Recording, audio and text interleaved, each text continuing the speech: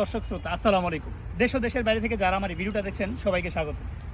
আজকে একটা অন্যরকম ভিডিও আপনাদের মাঝে তুলে ধরার চেষ্টা করছি। আমি একটা নার্সারিতে আসছি আজকে। তো এই নার্সারির সারাংশ ফুল ভিডিও আমি পরে দিব। তো এখানে আসার পরে একটা গাছ আমি দেখতে পাচ্ছি, আমার সাথে দেখতে পাচ্ছেন। এই গাছটা হয়তো দেখলে অনেকেই ভুল করবেন, অনেকে বলবেন আম গাছ, অনেকে বলবেন লিচু গাছ, অনেকের অনেক ধারণা ইত্যাদি হইতে পারে। যেমন আমার ক্যামেরার পিছনে আছে আমার ভাগিনা সোহাগ, সে বলতেছে এই গাছের নাম হচ্ছে জাবেদা ফল গাছ নাকি।